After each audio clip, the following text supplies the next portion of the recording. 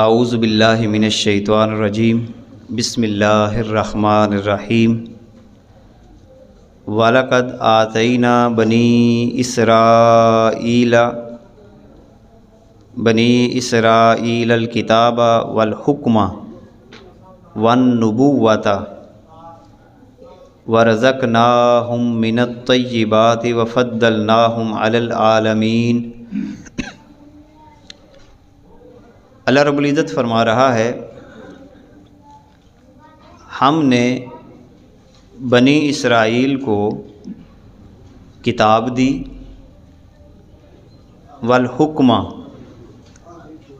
اور حکومت دی، والنبوۃ اور نبوت عطا فرمائی، ورزقناہم من الطیبات اور انہیں صاف ستھری روزیاں عطا کی، وفضلناہم علی العالمین اور تمام جہانوں پر ان کو فضیلت دی، وآتیناہم بینات من الامر۔ بچوں کو سنبھالیں، اشارہ سمجھ جایا کریں۔ وآتیناہم بینات من الامر اور ہم نے انہیں اس کام کی روشن دلیلیں بھی دیں۔ اب یہاں پر بنی اسرائیل کا ایک حوالہ دے کر اللہ تعالیٰ امت مسلمہ کو ایک بات سمجھانا چاہ رہا ہے، کیونکہ کوئی بھی حوالہ جب اللہ تعالیٰ گزشتہ قوموں کا دیتا ہے تو اس کا مقصد کوئی ہمیں قصہ یا کہانی سنانا مقصد نہیں ہوتا، بلکہ ہماری رہنمائی کرنا مقصد ہے کہ کیا ہم اس بیماری کا شکار تو نہیں ہوئے جس بیماری کا شکار پچھلی قومیں ہوئیں۔ اب یہاں پہ اللہ تعالیٰ کیا فرما رہا ہے کہ ہم نے بنی اسرائیل کو کتاب بھی دی، اب کتاب ہمیں بھی دی، والحکمہ اور حکومت بھی دی۔ اللہ تعالیٰ نے ماضی کے اندر پوری دنیا کے اوپر حکومت ہمیں بھی دی، والنبوۃ اور نبوت نبی کریم صلی اللہ علیہ وسلم ہمیں عطا فرمایا، بلکہ نبوت کیا، ختم نبوت کہ سردار سید الانبیاء محمد رسول اللہ صلی اللہ علیہ وسلم ہمیں عطا فرمائے، ورزقناہم من الطیبات اور پاکیزہ رزق کے اصول بھی اللہ تعالیٰ نے ہمیں بھی عطا فرمائے، اور تمام جہانوں پر فضیلت بھی۔ اب اس دور میں بنی اسرائیل کو فضیلت تھی، تو اللہ تعالیٰ نے جب قرآن میں یہ واضح کر دیا کہ امت محمدیہ جو ہے صلی اللہ علیہ وسلم یہ تمام امتوں سے افضل ہے، اب یہ حوالے دیے اور پھر واضح دلائل بھی دیے اللہ تعالیٰ نے قرآن مقدس میں۔ اب ان کا حوالہ دے کر اللہ تعالیٰ کیا فرما رہا ہے، فَمَا اخْتَلَفُوا إِلَّا مِن بَعْدِ مَا جَاءَهُمُ الْعِلْمُ، انہوں نے اختلاف نہیں کیا مگر کب کہ جب ان کے پاس علم آ چکا، علم ان کے پاس آ چکا، اور اس کے بعد انہوں نے اس میں کیا کیا، اختلاف کیا، آپس میں جھگڑے، یا جو احکامات بنی اسرائیل پر نازل ہوئے ان کے اندر اختلافات کرنے لگ گئے۔ مثلا بنی اسرائیل کے جو بعد کے احبار تھے، علماء تھے، انہوں نے فتویٰ جو لکھا کرتے تھے اس کے اندر بھی وہ امیروں کے لیے اور فتویٰ لکھتے تھے اور غریبوں کے لیے اور فتویٰ وہاں پر تھا، ان کا رویے مختلف ہو گئے، بہت ساری حدود کے اندر انہوں نے تبدیلیاں کرنے کی کوشش کی، تورات اور انجیل میں تحریف کرنے کی کوشش کی، اور اس طرح اختلافات ان کے بڑھے۔ اب اللہ تعالیٰ یہ فرما رہا ہے کہ یہ علم آ جانے کے بعد جو انہوں نے اختلاف کیا، تو اختلاف کی وجہ کیا تھی، وہ وجہ بھی اللہ تعالیٰ نے یہاں پہ واضح کی، بغیم بینہم، آپس کے حسد کی وجہ سے۔ اب اس کا مطلب یہ ہوا یہ جو آپس کا حسد ہوتا ہے یہ قوموں کی تباہی کا بہت بڑا سامان پیدا کرتا ہے۔ بغیم بینہم، آپس میں حسد کر لینا، کھینچا تانی کا ماحول پیدا کر لینا، دوسرے کو ذلیل کرنے کی کوشش کرنا، اپنے آپ کو بہت زیادہ نمایاں بنانے کی کوشش کرنے لگ جانا، یہ وہ بیماریاں ہیں جو قوموں کو تباہ کرتی ہیں۔ اب ذرا ہم اپنا جائزہ لیں کہ یہ جو آپس کا حسد ہے یہ ہر جگہ پہ پایا جا رہا ہے، گھروں کے نظام سے لے کر مملکت کے نظام تک آپس کا حسد، گھروں میں بھی حسد ہے۔ اسی طرح اور آپ آگے دیکھیں کہ لوگوں کے درمیان علمی حوالے سے حسد کا پہلو سامنے آتا ہے۔ حسد کی وجہ سے پھر ایک دوسرے پر اعتراضات منفی انداز میں پیش کرنا، اختلاف رائے کا حق جس کے ایک جملہ کہا جاتا ہے، ہر ایک کو حاصل ہے، ایسا نہیں ہے کہ ہر ایک کو حاصل ہے۔ یہ ہمارے ہاں جو ایک جملہ مشہور ہو گیا کہ اختلاف رائے کا حق ہر ایک کو حاصل ہے، ایسا نہیں ہے۔ اختلاف رائے اسی کو حاصل ہے جو اختلاف کرنا جانتا بھی ہو، اور جس کو اختلاف رائے کے اصول ہی نہ آتے ہوں اس کو اختلاف رائے کا حق نہیں ہے، وہ فساد پیدا کرے گا۔ اور جو اختلاف رائے کے اصول جانتا ہے کہ اختلاف رائے کیسے کرنا ہوتا ہے، کس دلیل کی بنیاد پہ کرنا ہوتا ہے، اختلاف رائے کے لیے لہجہ کون سا اختیار کرنا ہے، انداز کیسا ہونا چاہیے، جو بندہ ان تمام اصول و ضوابط کو نہیں جانتا وہ اختلاف رائے کی بجائے امت میں فساد پیدا کرتا ہے۔ یہی وجہ ہے اختلاف رائے میں طنز نہیں چلتا۔ اب اگر آپ کا کسی سے اختلاف رائے ہے اور آپ اس پہ طنز کرنے لگ جائیں تو یہ درست نہیں ہے۔ آپ دلیل کی بنیاد پہ بات کریں، اور جس بات پہ اختلاف آپ کر رہے ہیں کیا اس بات پر قرآن و سنت سے کوئی مصدقہ دلیل آپ کو اگر دستیاب ہو رہی ہو اور پھر بھی آپ اس پہ اختلاف کر رہے ہوں اور طنزیہ انداز میں، تو اس سے بھی امت کے اندر فسادات پیدا ہوتے ہیں۔ لہٰذا علم آ جانے کے بعد جو آپس میں لوگ اختلاف کرتے ہیں، اور اختلاف جب ضدوں اور اناؤں کی شکل اختیار کرتا ہے، اس کی وجہ کیا ہے؟ باغیم بینہم، آپس کا حسد، آپس کی سرکشی۔ اب اس کے بارے میں اللہ کیا فرما رہا ہے؟ جو لوگ تو سنجیدہ مزاج ہوتے ہیں وہ اختلاف بھی سنجیدگی کے ساتھ حل کر لیتے ہیں، اور ایک بندے کا مقصد یہ ہو کہ بس میں ٹھیک ہوں دوسرا ٹھیک نہیں ہے، ایسے مسائل کبھی بھی حل نہیں ہوتے۔ اب ان مسائل کا حل کب جا کے ہوگا؟ اللہ تعالیٰ فرماتا ہے ان ربک یقضی بینہم یوم القیامت، بے شک آپ کا رب فیصلہ کر دے گا ان کے درمیان قیامت کے دن، فی ما کانوا فیہ یختلفون، جس کے اندر یہ اختلاف کیا کرتے تھے۔ اللہ ہی پھر فیصلہ کر سکتا ہے۔ لہذا اس سے ایک بات یہ بھی واضح ہوئی، ہمارے ہاں آج کل ایک یہ بات بھی کہ یہ لوگوں کے اختلاف کیوں نہیں ختم ہو رہے، ہم اس کو ختم کر دیں گے، یہ کر دیں گے، ایسا نہیں ہے۔ آپ صرف کوشش کر سکتے ہیں، اختلاف جب تک حسد ختم نہیں ہوں گے اختلاف نہیں ختم ہو سکتا، کیونکہ حسد اس کی اصل وجہ ہے۔ عالم کا عالم سے حسد اختلاف پیدا کر دے گا، تاجر کا تاجر سے حسد اختلاف پیدا کر دے گا۔ اسی طرح جو ہمارے ہاں افراد کا آپس میں حسد ہے، مناصب کے اعتبار سے آپس میں لوگ حسد کرتے ہیں۔ ایک محکمے والا اپنے ہم محکمہ بندے کے ساتھ جب حسد کرتا ہے تو اس محکمے میں فساد پیدا ہو جاتا ہے، کام ہی نہیں ہوتا۔ تو کام ہوتا ہے جہاں پہ حسد نہ ہو۔ اسی لیے آپ ان گھروں کا مشاہدہ کریں، بہت سارے گھرانے پیش نظر ہیں کہ جن بھائیوں میں حسد نہیں ہوتا اور باہمی محبت اور پیار سے مشترکہ کام چلاتے ہیں، وہ ہمیشہ عروج پہ رہتے ہیں۔ اب وہ یہ نہیں کہتے کہ یہ اتنا کام کرتا ہے میں نہیں کرتا، وہ چھوٹی چھوٹی باتوں پہ لڑائی کرنا شروع کر دیں تو اب کیا ہوگا؟ وہ گھر کبھی اچھے انداز میں آگے نہیں چل سکتا۔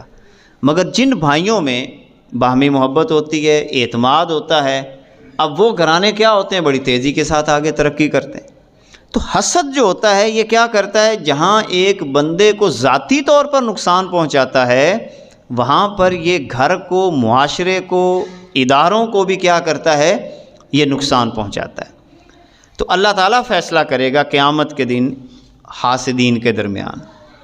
پھر اس کے بعد اللہ تعالیٰ ایک بات اور فرما رہا ہے، ثم جعلناک علی شریعۃ من الامر، اور پھر ہم نے اس کام کے عمدہ راستے پر تمہیں کر دیا۔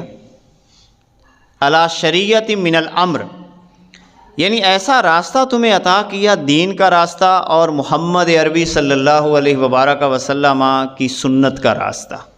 تمہیں کتنا خوبصورت راستہ ہم نے عطا کر دیا۔ ثم جعلناک علی شریعۃ من الامر، عمدہ راستے پر تمہیں کر دیا، تو کیا کرنا ہے؟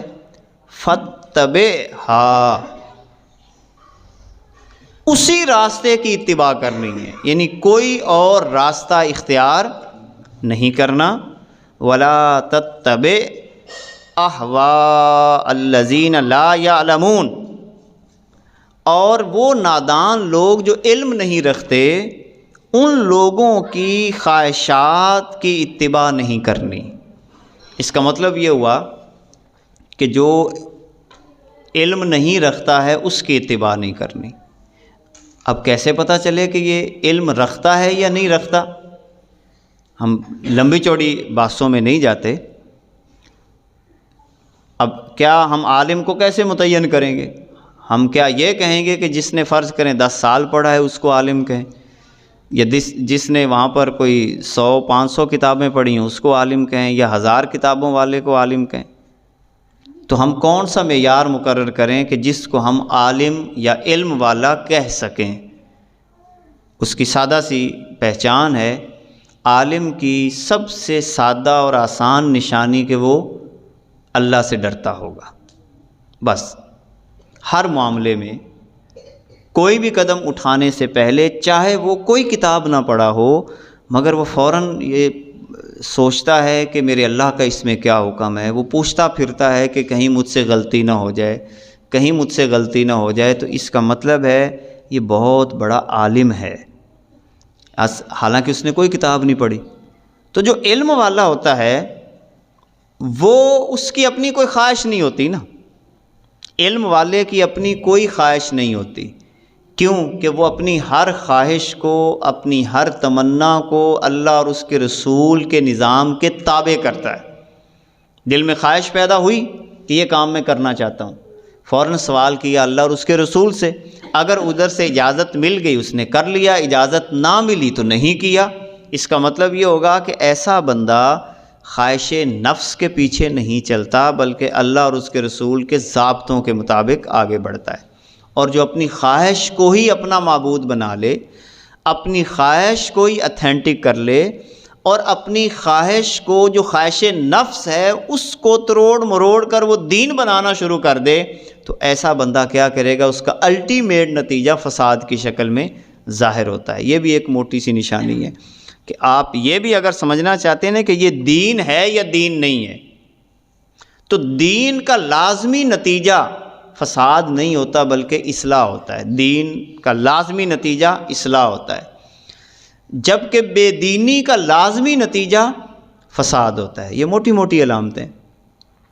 تو جب ایک شخص کوئی بھی کام اختیار کرنے جا رہا ہے، اس کا نتیجہ اگر آپس میں محبت ہے، اب اس کی بڑی واضح مثال میں آپ کو دوں، آقا کریم علیہ الصلوۃ والسلام جو کتاب لے کر آئے، جو دین لے کر آئے، اس کا نتیجہ کیا نکلا؟ کیا لوگوں میں نفرتوں کا اضافہ ہوا یا محبتوں کا اضافہ ہوا؟ کیا وہ لوگ جو پہلے لڑے ہوئے تھے، فتنوں اور فسادات کے شکار تھے، چھوٹی چھوٹی باتوں پہ لڑا کرتے تھے، اب ان کا نتیجہ جو ہے نا وہ کیا نکلا؟ وہ آپس میں محبت کی شکل میں نکلا۔ کتنے لوگ آپس میں باہمی محبت اور پیار اور یہ اس طرح کی باتیں آپس میں کرنے لگ گئے۔ اب اگر ایک بندہ دین فرض کرے، وہ کہتا ہے کہ میں دین بیان کر رہا ہوں، مگر اس کا نتیجہ آپس کی لڑائی، آپس کے جھگڑوں کی شکل میں سامنے آ رہا ہے، تو اس کا مطلب یہ ہے کہ وہ دین بیان نہیں کر رہا، وہ خواہش نفس کو بیان کر رہا ہے۔ وہ کس چیز کو بیان کر رہا ہے؟ خواہش نفس کو بیان کر رہا ہے، اور خواہش نفس کا نتیجہ سوائے فساد کے اور کچھ نہیں ہوتا۔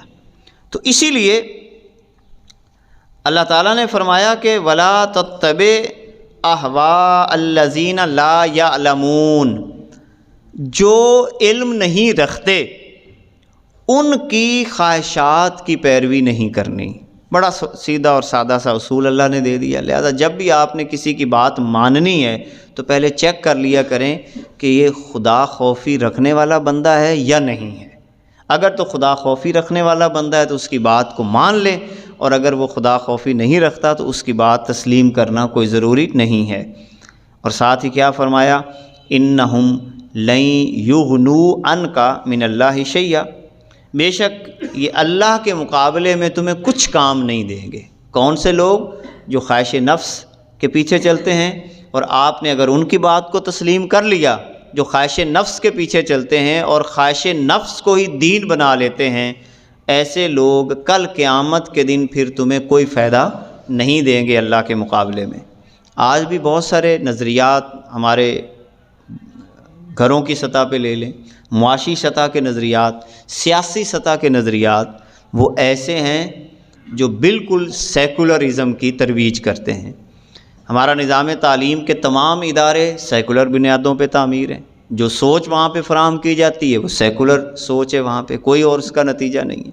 اسی طرح جس کو ہم جمہوریت سمجھتے ہیں، یہ ڈیموکریسی جس کو ہم کہتے ہیں، چاہے آپ اسے اسلامی کا نام دے دیں، جو مرضی دے دیں، یہ طاغوت ہے سارا کا سارا، اللہ تعالیٰ کے نظام کے خلاف ہے۔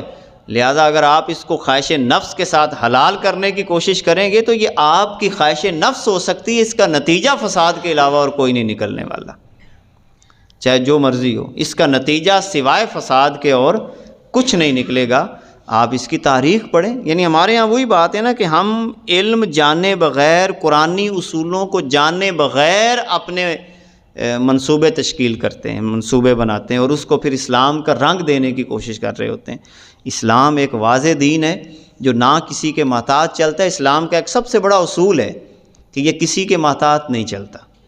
اب اس کے تحت ذرا سوچیں، جو ہماری جمہوریت ہے اس وقت، یہ کس کے محتاج چلتی ہے؟ آپ تو عوام کو کہہ رہے ہیں کہ یہ حاکمیت ہے۔ کیا مدینہ منورہ میں جب سیدنا ابوبکر صدیق رضی اللہ تعالی عنہ کو خلیفہ مقرر کیا گیا تھا تو کیا سارے مدینے کی رائے لی گئی تھی؟ نہیں، جو اہل علم تھے وہاں پہ وہ اکٹھے ہوئے تھے اور ان کی رائے کے ساتھ ایک خلیفے کا چناؤ ہوا۔ پھر مدینہ منورہ کی ریاست میں کیا عیسائیوں سے بھی اس وقت رائے لی گئی تھی؟ بالکل نہیں۔ وہ جانتے تھے کہ جو بھی یہاں پہ ہمارا خلیفہ بنے گا وہ سارے کے سارے حقوق اچھے طریقے سے پورے کرے گا، اور اہل علم نے ایک فرد کو وہاں پہ خاص کر لیا۔ تو جب آپ کہہ رہے ہیں کہ نہیں ساروں کی رائے سے ہم نے یہ سارا کام کرنا ہے، تو قرآن تو یہ کہتا ہے کہ اکثر لوگ جاہل ہیں۔ قرآن نے جب فیصلہ کر دیا ہے، اکثر ناشکرے ہیں، اکثر لوگ فسادی ہیں، تو پھر اکثر تو فسادی ہوتے ہیں، اکثر تو جاہل ہوتے ہیں۔ تو اس کا مطلب یہ ہوا کہ آپ جو اکثریت کی بنیاد پہ آگے آ رہے ہیں تو آپ نے ناشکری کی بنیاد پہ منتخب ہوئے ہیں، یا جہالت کی بنیاد پہ منتخب ہوئے ہیں، یا کس بنیاد پہ منتخب ہوئے؟ تو جب آپ ایک بنیاد ہی غلط باندھ رہے ہوں گے، اسلام کسی کے تابع نہیں ہوتا بلکہ اسلام خود حاکم ہوتا ہے۔ اصول دیا ہے اللہ تعالیٰ اور اس کے رسول نے، الاسلام یعلو ولا یعلی، اسلام ہمیشہ سربلند رہتا ہے، یہ کسی کے نیچے نہیں چلتا، یہ اپنا نظام خود بناتا ہے، چاہے وہ ایک فرد کے ذریعے کیوں نہ بنائے، وہ چند افراد کے ذریعے کیوں نہ بنائے، یہ اپنا نظام خود بناتا ہے۔ ایسا نہیں ہے کہ آپ ایک عالمی سسٹم کے اندر کہیں کہ ہم نے اس طرح لے کے چلنا ہے، بھی آپ کا اپنا نظام ہے۔ اگر یہ بات ہوتی تو حضور اپنے زمانے میں قیصر، کسریٰ اور یہ سارے بادشاہوں سے ایک انداز اختیار کر کے ایک نظام وہاں پہ مرتب کر لیتے۔ ہرقل بادشاہ کی آپ سٹوری بخاری میں پڑھیں تو آقا کریم علیہ الصلوۃ والسلام نے جو ان کو خطوط لکھے ہیں، ان خطوط کی روشنی میں ہی اگر ہم بہت ساری باتیں سمجھ لیں تو بات واضح طور پر ہے کہ اللہ کے نبی صلی اللہ علیہ وسلم اسلام کی دعوت دے رہے ہیں، یہ نہیں کہہ رہے کہ ہم تمہارے نظام کے انڈر کوئی نہ کوئی منصوبہ جو ہے وہ تیار کر لیں گے، ایسا تو ہو ہی نہیں سکتا۔